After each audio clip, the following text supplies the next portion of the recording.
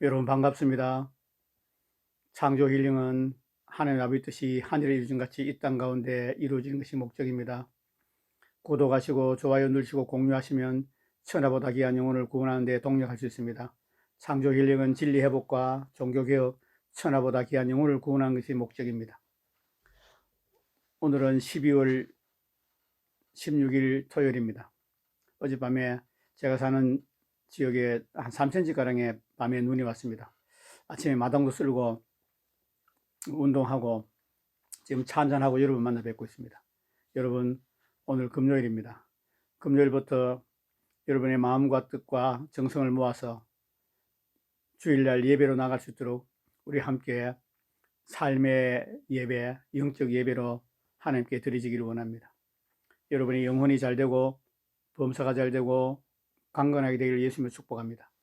연말 연시에 세상의 시루에 또 분위기에 휩쓸리지 마시고 더욱더 성령 충만함으로 죄를 이기고 세상을 이기고 승리하는 저와 여러분 되기를 간절히 원합니다. 오늘은 특이한 책을 소개해 드리기로 합니다. 전염병 경보 발령. 전염병 경보 발령. 변승우 목사님이 지으시고 도서출판 거룩한 진주에 펴낸 책을 소개해 드리겠습니다. 기대하시기 바랍니다. 전염병 경보 발령. 저자를 소개하겠습니다. 저자 변승우 목사는 사랑하는 교회 담임 목사, 한기총 공동회장, 한기총 2대 위원, 성령신학교 학장, 도서출판 거룩한 진주 대표입니다. 저서로는 베스트셀러인 지옥에 가는 크리스찬들, 길, 멍에, 종교개혁은 아직 끝나지 않았다, 교회가 변하면 세상이 변한다, 다이아몬드 같은 진리, 당신의 복음은 바울의 복음인가, 나는 팔복의 사람인가, 나는 바리새인보다 더 나은 의를 가지고 있는가, 하나님의 어리석음이 사람보다 지혜롭다, 요한계시록 구조에 관한 책 등 125권 이상의 책을 쓰신 걸로 알고 있습니다. 목차를 소개해드리겠습니다. 제1장 구원에 이르게 하는 회개의 진짜 의미, 제2장 구원에 이르게 하는 회개의 두 가지 단서, 제3장 구원에 이르게 하는 회개의 명백한 증거, 제4장 구원에 이르게 하는 회개와 두 가지 근심. 고린도후서 7장 10절 하나님의 뜻대로 하는 근심은 후회할 것이 없는 구원에 이르게 하는 회개를 이루는 것이요 세상 근심은 사망을 이루는 것이니라. 아멘. 지난해 10월 28일 AI 조류 인플루엔자가 유행하면서 비상이 걸렸습니다. 그러더니 최근에는 구제역이 발생해서 비상이 걸린 상태입니다. 그런데 최근 교회 안에도 소소하게나마 여기저기서 영적 전염병의 조짐이 보입니다. 그래서 말씀의 제목을 전염병 경보 발령으로 정했습니다. 그런데 설교 제목과 본문이 매치가 되십니까? 안 되시지요? 그렇더라도 염려하지 마십시오. 설교를 듣다 보면 절묘하게 매치가 되는 것을 보고 깜짝 놀라게 될 것입니다. 저는 원래 오늘 다른 설교를 하려고 했습니다. 그 설교를 금요일 밤 11시가 넘도록 준비해서 3분의 2 이상의 준비를 끝냈습니다. 그런데 토요일 아침 갑자기 고린도후서 7장에 대해 정확히 알고 싶은 갈망이 솟아났습니다. 저는 요즘 교회로 출발하기 전 집에서 2시간 정도 기도를 드린 후에 교회로 옵니다. 그런데 고린도후서 7장에 대해서 바로 알고 싶은 갈망이 얼마나 크게 일어났는지 빨리 교회에 서재로 오고 싶어 예외적으로 기도도 하지 않고 교회로 출발했습니다. 그리고 교회에 도착하자마자 고린도후서 주석 책들을 있는 대로 꺼내놓고 읽던 중 저는 경악할 수밖에 없었습니다. 그 장에 나오는 구원에 이르게 하는 회개가 저나 다른 설교자들이 평소 생각해왔던 것은 완전히 다른 것이기 때문입니다. 더구나 그 장에서 사도 바울이 준 교훈은 우리 교회에 너무나도 시의적절하고 꼭 필요한 진리였습니다. 저는 영어로 이것이 하나님께서 우리 교회에 주시는 중대한 메시지라는 것을 알았습니다. 이 설교는 우리 교회의 모든 목회자들에게 필요한 메시지입니다. 그리고 모든 사역자와 셀 리더 그리고 전 성도들에게 반드시 필요한 메시지입니다. 저는 이 설교를 통해 교회를 흔들려는 마귀의 역사가 모두 드러나고 교회가 반석 위에 세워져서 아무도 흔들 수 없는 교회가 될 것이라고 믿습니다. 아멘. 이렇게 말하니 어떤 메시지인지 더 궁금하지요. 지금부터 설명해 드릴 테니 잘 들어보시기 바랍니다. 사도행전에 나오는 광야교회라는 표현이 보여주듯이 이스라엘은 교회의 그림자입니다. 즉 교회의 거울입니다. 그러므로 광야에서 이스라엘 백성들이 멸망한 4가지 이유는 교회와 무관하지 않습니다. 그런데 이스라엘이 광야에서 멸망받은 이유 중에 하나가 무엇인지 아십니까?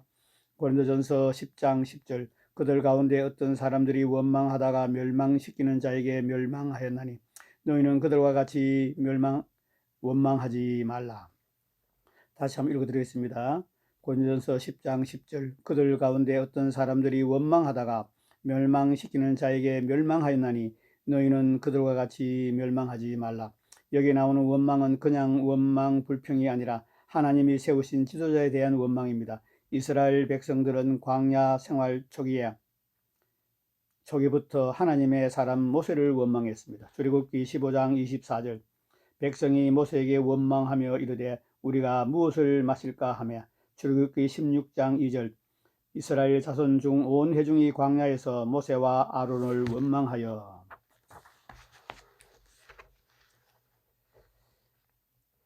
출애굽기 17장 3절 거기서 백성이 목이 말라 물을 찾으매 그들이 모세에게 대하여 원망하여 이르되 그들은 또다시 이렇게 원망했습니다. 민수기 14장 2절 이스라엘 자손이 다 모세와 아론을 원망하며 온 회중이 그들에게 이르되 우리가 애굽 땅에서 죽었거나 이 광야에서 죽었으면 좋았을 것을 이처럼 심지어 죽었으면 좋았을 것이라고 원망했습니다. 그런데 잘 들으십시오. 하나님께서 계속되는 그들의 원망을 다 듣고 계셨습니다. 그리고 이렇게 말씀하셨습니다. 출애굽기 14장 27절 나를 원망하는 이 악한 회중에게 내가 어느 때까지 참으랴. 이스라엘 자손이 나를 향하여 원망하는 바 다시 읽겠습니다. 그 원망하는 말을 내가 들었노라. 민수기 14장 27절 다시 읽어드리겠습니다. 나를 원망하는 이 악한 회중에게 내가 어느 때까지 참으랴. 이스라엘 자손이 나를 향하여 원망하는 바 그 원망하는 말을 내가 들었노라. 무서운 말씀이지요. 한마디로 죽었으면 좋겠다고 그렇게 죽는 게 소원이라며 죽으라고입니다. 그런데 더 놀라운 것은 그들은 그 뒤로 하나님을 두려워하지 않고 모세를 원망했다는 것입니다. 실제로 그 뒤 16장에 비로소 가장 대표적인 반역 사건이 나옵니다. 고라, 다단, 아비람, 온이 당을 짓고 회중 가운데서 이름 있는 지휘관 250명이 그들과 함께 일어나서 모세를 원망하고 대적했습니다. 그래서 하나님께서 친히 그들을 심판하셨는데 고라의 무리들은 땅이 입을 벌려 산채로 음부에 떨어졌고 함께 반역한 지휘관 250명도 여호와께로부터 불이 나와서 모두 불에 타 죽었습니다. 여러분 어떻게 생각하십니까? 이제 그들이 정신을 차리고 원망 불평을 그쳤을 것 같지요. 그러나 아닙니다. 그 뒤로 읽어보면 저는 믿을 수가 없습니다. 참으로 경악을 금치 못했습니다. 민수기 16장 42절 이튿날 이스라엘 자손의 온 회중이 모세와 아론을 원망하여 이르되 너희가 여호와의 백성을 죽였도다 하고 회중이 하나님의 심판이 있은지 하루 만에 모세와 아론을 또 원망했다는 것은 경악을 금치 못할 일입니다. 하나님이 직접적인 심판으로 죽은 그들에 대해 너희가 여호와의 백성을 죽였도다라고 말하는 것을 읽고 저는 정말 할 말을 잊었습니다. 그들은 하나님을 조금도 두려워하지 않았습니다. 이제 원망 불평은 그들에게 끊을 수 없는 습관적인 죄가 되어버렸습니다. 이처럼 성경은 분명히 원망하고 불만을 토로하는 자들이 심판을 받고 멸망한다고 경고하고 있습니다. 그런데 신약에서 이 사실을 가장 극명하게 보여주고 있는 곳이 바로 고린도후서 7장입니다. 그래서 이 장을 특히 13절에 다시 읽어드리겠습니다. 고린도후서 7장입니다. 그래서 이 장을 특히 7절에서 13절에 대해 여러분에게 자세히 설명드리고자 합니다. 아멘. 1장 구원에 이르게 하는 회개의 진짜 의미. 고린도후서 7장 10절 하나님의 뜻대로 하는 근심은 후회할 것이 없는 구원에 이르게 하는 회개를 이루는 것이요 세상 근심은 사망을 이루는 것이니라. 아멘. 여러분 이 구절에 나오는 구원에 이르게 하는 회개에 대해 어떻게 생각하십니까? 찰스 피니를 비롯해서 대부분의 설교자들이 이 구절을 불신자들이 회개하고 구원받아야 할 것을 설명할 때 사용하는 구절입니다. 저도 그랬습니다. 그러나 이 구절은 불신자가 회개하고 구원받는 것과 무관합니다. 왜냐하면 이 구절은 불신자가 아니라 이미 구원받은 신자들에 대해 쓰고 있는 말씀이기 때문입니다. 본문을 잘 읽어보시고 대답하십시오. 구원에 이르게 하는 회개를 한 사람이 누구입니까? 불신자들입니까? 아닙니다.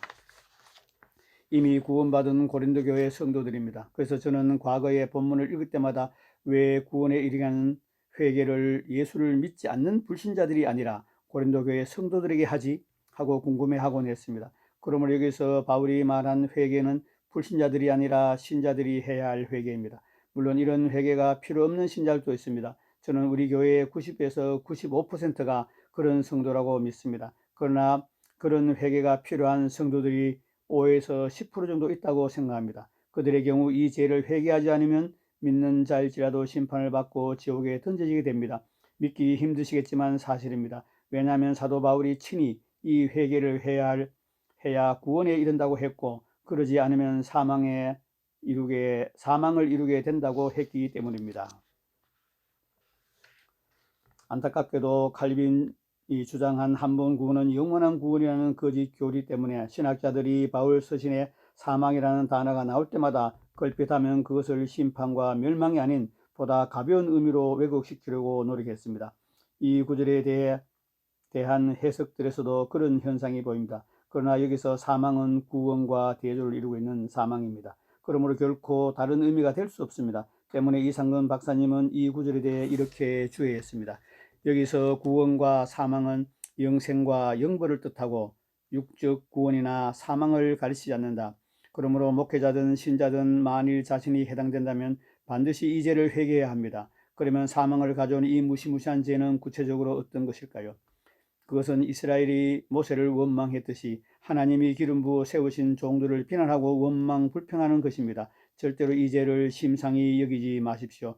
이 죄는 사소한 것이 아니라 가장 무시무시한 죄 중에 하나입니다. 왜냐하면 주의 종들을 대적하는 것은 곧 하나님을 대적하는 것이기 때문입니다. 주님,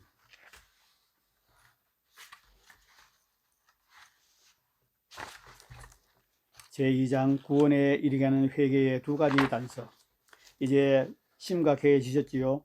왜 어제 교회 인터넷 카페에 우리 교회 모든 교육자와 성도들에게 주시는 하나님의 특별한 말씀이 있습니다 라는 제목으로 글을 올리고 오늘 예배에 모두 반드시 참석하라고 했는지 아시겠지요? 그러나 아직도 어떤 사람은 이렇게 생각할지 모릅니다. 진짜로 본문에서 바울이 말한 죄가 교회 지도자들을 원망하고 불평한 죄가 맞나?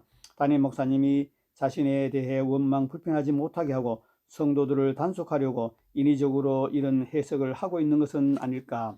그런 생각하지 마십시오. 절대로 아닙니다. 그 증거로 저는 바울이 다루고 있는 죄가 주의 종들에 대해 원망 불평하는 죄를 의미한다는 분명한 단서를 보여드리고 그 후에 다음 대지에서 더 확실한 증거를 보여드리고자 합니다. 먼저 바울이 본문에서 말한 회개하지 않으면 신자까지도 사망에 이르게 하는 죄가 실제로 목회자에 대한 원망 불평죄를 의미한다는 단서가 본문에 분명하게 나타나 있습니다.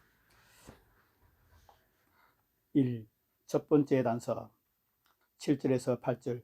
그가 온 것뿐 아니요 오직 그가 너희에게 받은 그 위로로 위로하고 너희의 사모함과 애통함과 나를 위하여 열심히 있는 것을 우리에게 보고함으로 나를 더욱 기쁘게 하였느라. 그러므로 내가 편지로 너희를 근심하게 한 것을 후회하였으나 지금은 후회하지 아니하면 그 편지가 너희로 잠시만 근심하게 한 줄을 알미라.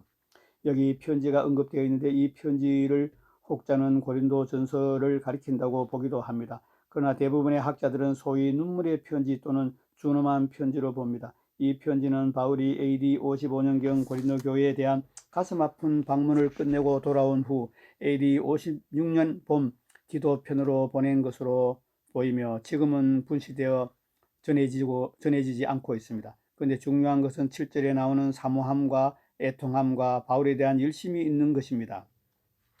그래서 하나씩 설명해 드리겠습니다. 1. 사모함. 바울이 고린도 교회 소위 가슴 아픈 방문을 한 후 양자 사이는 심각하게 냉각되어 갔습니다. 그래서 바울은 다시 고린도를 방문할 때 상황이 더 악화되지 않도록 직접 방문하는 것을 피했습니다. 그러나 이제 상황이 달라졌습니다. 고린도 교인들은 바울을 몹시 보고 싶어 했습니다. 더구나 바울이 고린도 교인들을 방문하려다가 취소한 적이 있었기 때문에 그들은 바울을 다시 볼 수 있기를 간절히 원했습니다. 이 애통함, 이것은 고린도 교인들이 바울의 슬픈 죄송합니다. 이것은 고린도 교인들이 바울의 슬픈 방문 때 보여준 그들의 행동에 대해 애통해하는 것입니다. 즉 적대자들이 바울을 공격할 때 바울을 옹호하지 않았던 것에 대해 통회하는 마음을 갖게 된 것입니다. 그리고 바울이 오지 못하는 것에 대해 안타까워하고 있음을 보여주는 것입니다. 3. 열심 있는 것. 고린도 교인들은 놀랍게도 과거와 달리 바울을 위해 무엇이든지 하려는 열심을 가지고 있었습니다. 이러한 열심은 그들이 모든 것을 정상으로 돌려놓겠다고 열심을 보인 것, 즉 바울의 지적을 따라 화해를 이루고자 한 것을 통해 드러났을 것입니다. 그러나 또한 고린도 교인들이 이제 대적자들의 공격에 대항하여 바울을 옹호한 것, 즉 바울이 이 서신을 보내기 전에는 그들에게 없었던 충성심을 통해서도 드러났을 것입니다. 이처럼 달라진 고린도 교인들의 소식을 들었을 때 바울이 얼마나 위로를 받고 기뻐했겠습니까? 이것이 이 세 가지 단어 속에 담긴 의미입니다. 그런데 이것은 본문의 주의 종의 권위를 인정하고 사랑하며 순목하는 것과 관련이 있다는 것을 보여줍니다. 따라서 이를 통해 우리는 구원에 이르게 하는 회개에 나오는 고린도 교인들이 회개한 죄가 주의 종에 대한 원망, 불평하거나 불순종하거나 대적하는 죄였다는 것을 분명히 알 수가 있습니다. 두 번째 단서 12절. 그런즉 내가 너희에게 쓴 것은 그 불의를 행한 자를 위한 것도 아니요 그 불의를 당한 자를 위한 것도 아니요 오직 우리를 위한 너희의 간절함이 하나님 앞에서 너희에게 나타나게 하려 함이라. 여기서 논란이 되는 것은 바울이 구체적으로 밝히지 않고 있는 가해자와 피해자가 누구인가 하는 것과 가해자의 구체적인 범죄 행위가 무엇인가 하는 것입니다. 두 가지 견해가 있습니다. 첫째, 불의를 행한 자와 그가 저지른 불의는 고린도전서 5장 1절 이하에 기록된 고린도 교회 내에 음행 사건, 즉 아버지의 아내를 취한 폐류나 사건이 있다고 보는 교회입니다. 그럴 경우 불의를 당한 자는 아들에게 아내를 빼앗긴 아버지가 될 것입니다. 둘째, 불의를 행한 자는 고린도 교회에 들어온 거짓 교사들이며 이들이 저지른 불의한 행위는 바울의 사도직에 도전하고 그를 대적한 것이라고 보는 견해입니다. 이 경우 피해자는 바울입니다.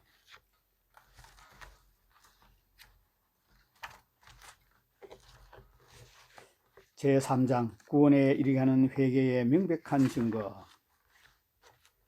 본문에 나오는 구원에 이르게 하는 회개는 불신자들이 구원받기 위해 하는 회개가 아닙니다. 많은 설교자들이 이 구절을 구원에 필요한 회개를 설명할 때 사용합니다. 저도 과거에는 11절이 회개하는 사람들에게 일어나는 일을 기록한 것이라고 생각했습니다. 그래서 11절에 회개의 시금석으로 삼고 상고하곤 했는데 아무리 묵상해도 왜 이런 표현을 썼는지 이해가 되지 않고 이상하기만 했습니다.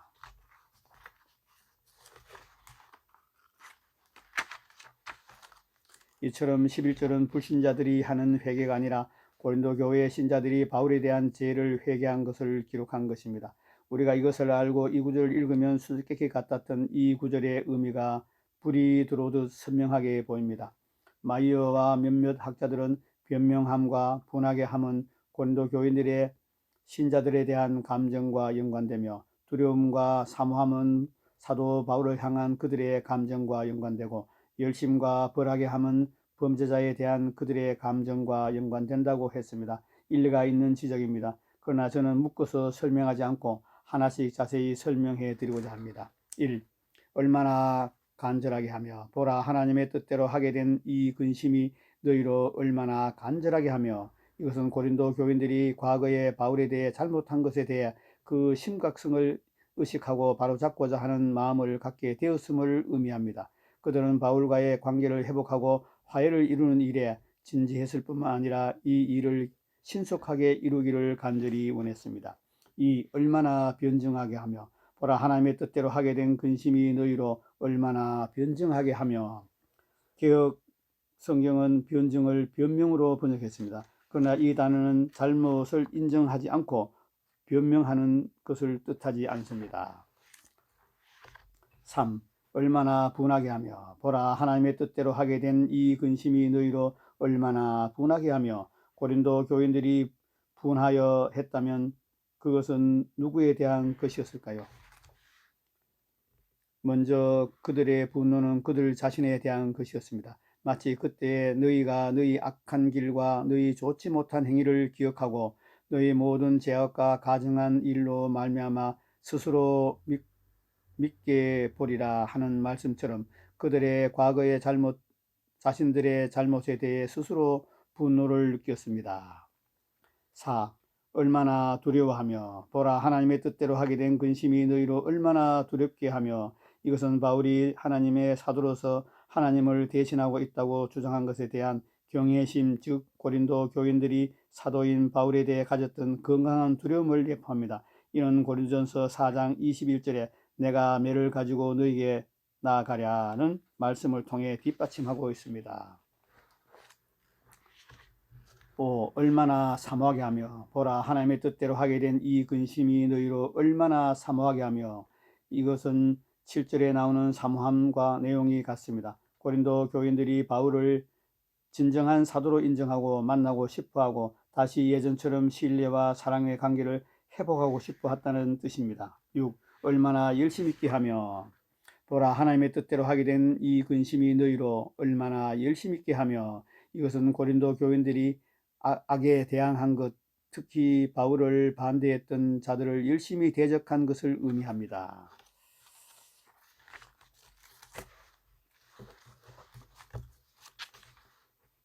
7. 얼마나 벌하게 하였는가. 보라 하나님의 뜻대로 하게 된 이 근심이 너희로 얼마나 벌하게 하였는가. 구원에 이르게 하는 회개를 불신자들이 하는 회개로 생각할 때 가장 걸림이 되고 이해가 안 가는 것이 이 부분입니다. 그런데 바울의 대적들에게 동조하고 방관한 죄를 의미한다고 보면 그 의미가 단번에 깔끔하게 이해됩니다. 이것은 고린도 교인들이 바울을 대적한 자들을 공의에 입각하여 처벌한 것을 의미합니다. 이상 7가지를 열거한 후 바울은 이렇게 했었습니다. 너희가 그 일에 대하여 일체 너희 자신을 깨끗함을 나타내었느니라. 아멘. 제4장 구원에 이르가는 회개와 2가지 종류의 근심. 지금 말씀을 발췌해서 소개해드리고 있습니다. 우리는 구원에 이르가는 회개가 무엇을 의미하는지 분명히 알았습니다. 그런데 이것을 알면 본문에 나오는 2가지 근심 역시 우리가 알던 것과 다르다는 것을 깨닫게 됩니다. 구원에 이르게 하는 회개가 불신자가 하는 회개가 아니라 하나님의 뜻대로 하는 근심은 자연히 죄와 심판 때문에 근심하는 것이 됩니다. 그리고 세상 근심은 세상적인 일과 문제 때문에 근심하는 것이 됩니다. 그러나 회개의 의미가 다르면 근심의 의미 역시 달라집니다. 그러면 하나님의 뜻대로 하는 근심이 무엇이고 세상 근심은 무엇일까요? 1. 하나님의 뜻대로 하는 근심. 호코마 종합주석은 하나님의 뜻대로 하는 근심에 대해 이렇게 썼습니다. 여기서 하나님의 뜻대로 하는 근심은 구체적으로 무엇을 가리키는가? 그것은 자기의 행위가 하나님의 판단에 합당한 것인가를 생각하여 자기의 잘못을 진정으로 뉘우치고 돌이키는 데까지 나아가는 근심이다. 여기 중요한 것이 언급되어 있는데 하나님의 뜻대로 하는 근심은 겸손히 자기를 돌아보는 것입니다. 반성하면서 하는 근심입니다. 이런 요소가 없으면 하나님의 뜻대로 하는 근심이 아닙니다. 세상 근심이 되는 것입니다. 그런데 옳은 말이긴 하나 이렇게 말하면 범위가 너무 넓어집니다. 과연 본문에서 하나님의 뜻대로 하는 근심은 구체적으로 어떤 것일까요? 고린도후서 7장 8절에서 9절. 그러므로 내가 편지로 너희를 근심하게 한 것을 후회하였으나 지금은 후회하지 아니하면 그 편지가 너희로 잠시만 근심하게 한 줄을 알미라. 내가 지금 기뻐하면 너희로 근심하게 한 까닭이 아니요 도리어 너희가 근심함으로 회개함에 이른 까닭이라. 아멘. 이 세상 근심, 이제 하나님의 뜻대로 하는 근심과 반대되는 세상 근심이 무엇인지 알아보겠습니다. 19세기 최고의 신학자 찰스 하즈는 세상 근심에 대해 중요한 지적을 했습니다. 세상의 근심은 세상적인 근심, 곧 세상적인 생각에서부터 생겨나는 근심을 의미하는 것이다. 그러나 이런 것이 세상 근심이 아니라면 도대체 무엇이 세상 근심일까요? 또한 호코마 종합주석에 보면 이렇게 쓰여 있습니다. 세상 근심은 분노하고 원한을 품으며 자기를 정당화시키기 위해 애쓰는 근심이다. 세상 근심에는 특징이 있다. 그것은 참된 근심이 아니고 단지 원망에 불과하다. 즉 책벌에 대한 원망이라고 하겠다.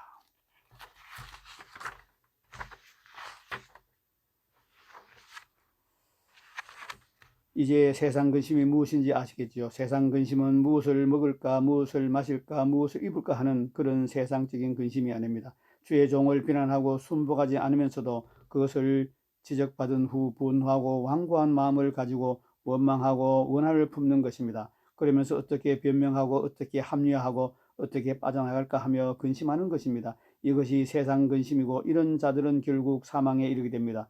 불행하게도 교회 안에 이렇게 반응하는 사람들이 있습니다. 잘못이 드러나고 지적을 받은 후 자기를 돌아보고 회개하지 않고 도리어 화를 내고 원망하며 합리화하고 변명하며 빠져나갈 길을 찾습니다. 그러다가 사실을 은폐하거나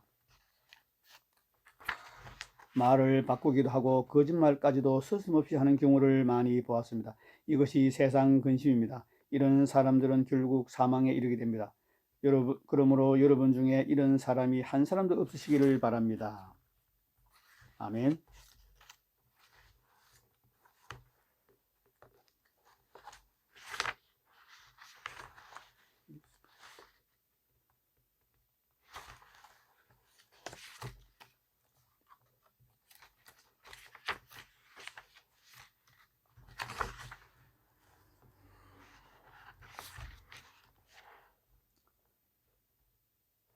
담임 목사와 교회의 지도자에 대해 험담을 일삼는 세일장, 엘더, 전도사, 교구 목사, 그리고 지교의 담임 목사가 성도들을 제대로 돌볼 수 있겠습니까?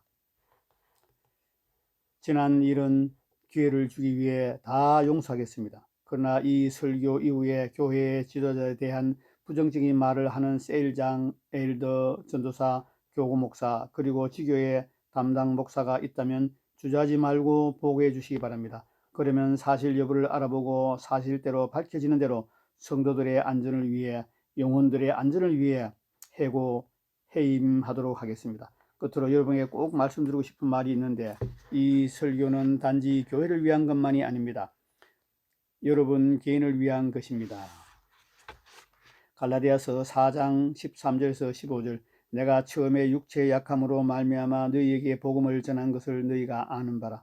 너희를 시험하는 것이 내 육체에 있으되 이것을 너희가 업신여기지도 아니하며 버리지도 아니하고 오직 나를 하나님의 천사와 같이 또는 그리스도 예수와 같이 영접하였도다. 너희의 복이 지금 어디 있느냐? 내가 너희에게 증언하노니 너희가 할 수만 있었더라면 너희의 눈이라도 빼어 나에게 주었으리라. 옳습니다. 하나님이 세운 목회자들을 천사와 같이 그리고 그리스도 예수와 같이 영접하고 순복하는 것이 바로 여러분에게 복입니다. 아멘.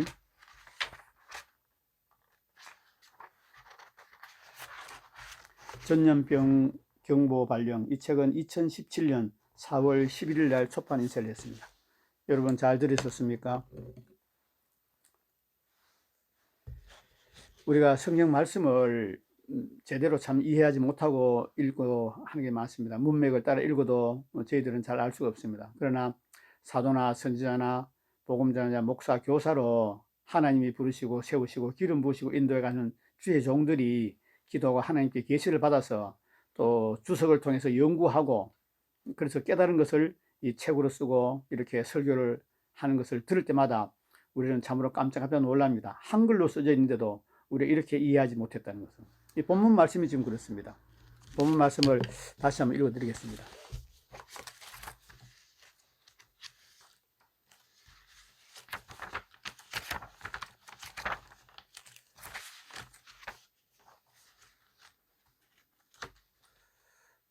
본문 말씀이 어디갔지?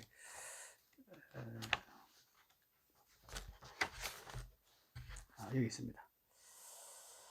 하나님의 뜻대로 하는 근심은 후회할 것이 없는 구원에 이르가는 회개를 이루는 것이요 세상 근심은 사망을 이루는 것이라. 아멘. 하나님의 뜻대로라는 근심, 후회할 것이 없는 구원에 의한 회개를 이루는 것이요, 세상 근심은 사망을 이루는 것이라.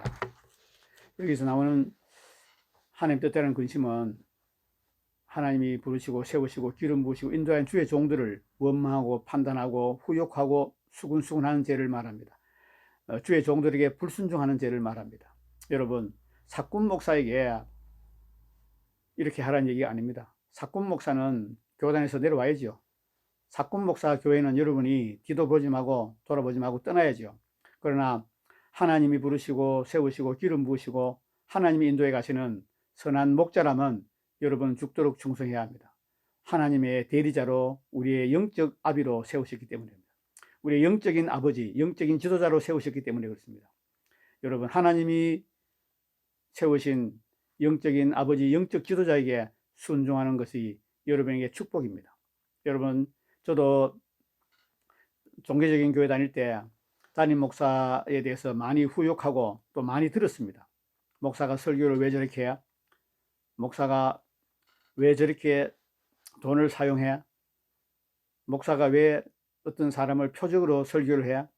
뭐 많이 얘기했습니다. 저도 부안해동하고 함께 동조했었습니다. 그러나 지금 이런 변승 목사님 책과 또 세계적인 하나님의 사람들이 쓴 책들, 특별히 케니스 해긴 목사님 책을 많이 읽으면서 제 자신을 돌아보면서 참으로 회개하고 하나님 말씀대로 살기 위해서 내 영혼육을 쳐서 아버지님 기뻐하시는 거룩한 산제물로 성령께 복종시키는 삶을 살면서 지금은 거의 후욕하기나 원망하기나 불평하기나 수근수근하지 않습니다. 아주 가끔 가물에 콩나듯 지금도 하고 있습니다. 그래서 지금도 날마다 기도하고 있습니다.